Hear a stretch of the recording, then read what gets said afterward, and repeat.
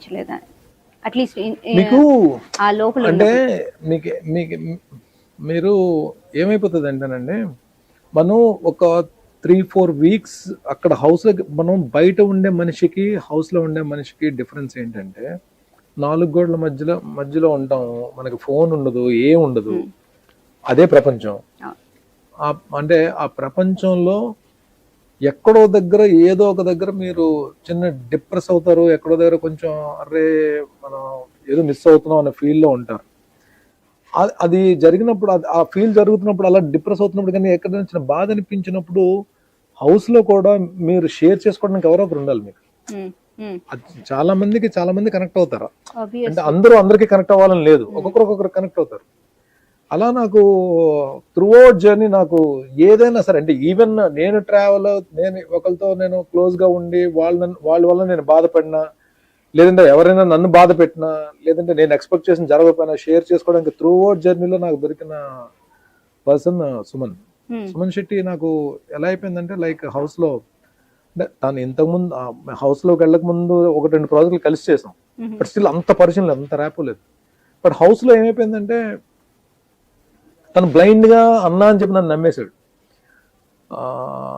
తను కూడా అంటే డే 1 నుంచి కూడా తనకి నేనున్నాను ఒక భరోసా ఉంది. అంటే తనకి నా వల్ల ఎక్కడ హెల్ప్ జరిగిందో హెల్ప్ జరగలేదో నాకు తెలియదు, నాకు పర్టికులర్ గా.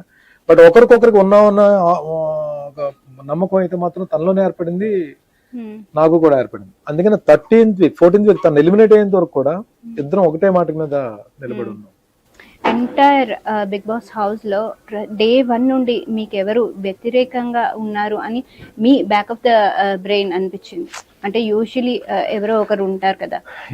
నాకు ఎవ్వరు హౌస్ మొత్తం మీద 22 మందిలో, అంటే నాతో కలిపి 21 మంది ఎవ్వరు కూడా నాకు వ్యతిరేకం యాంటీ అని నేను చెప్పను. నేను ఇప్పుడు అంటే ఎలా అవుతుంది అంటే, క్యారెక్టర్ గా వెళ్ళారు, ఇప్పుడు ఎలా అవుతుంది అంటే, వాళ్ళు చెప్పిన దానికి హౌస్ కొత్తగా యాడ్ అయిన వాళ్ళు కానీ, వైల్డ్ కార్డ్ ఎంట్రీస్ కానీ ఎవరైనా వచ్చినప్పుడు, టాపిక్ వచ్చినప్పుడు నా పేరు వచ్చేది. అలాగే వీళ్ళు 2-3 బయట హౌస్ నుంచి ఎలిమినేట్ వెళ్తున్న వాళ్ళు కూడా నా పేరు చెప్పడం ఏమవుతుందంటే, స్టార్టింగ్ వీక్స్ లో ఫస్ట్ 4-5 వీక్స్ లో అంటే నా మీద నాకు కాన్ఫిడెన్స్ ఉంది, నేను వచ్చి వెళ్ళినా సరే అంటే టాప్ 5 అని చెప్పి ఒకటి పెట్టుకోలేదు, కానీ నేను ఐ గివ్ మై బెస్ట్, ఇచ్చి వెళ్దాం టాస్క్ లో కానీ ఎక్కడైనా సరే నా బెస్ట్ నేను ఇచ్చి వెళ్దాం అని చెప్పి నేను ఆలోచించి ఆడాను తప్ప ఎవరికి నేను వ్యతిరేకం అని నేను చెప్పను. అంటే ఇప్పుడు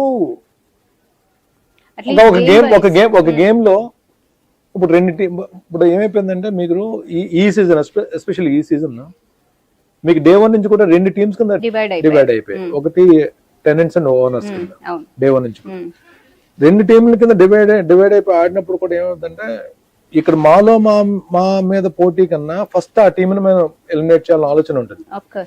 వాళ్ళకి మా మీద అలాగే ఉంటుంది, నాకు వాళ్ళ మీద ఉంటుంది. ఇప్పుడు వాళ్ళు ఏం చేస్తారు, ఈ టీంలో ముందు పెద్ద తలకాయ ఎవరు, హెడ్ ఎవరు అది చూసుకుంటారు.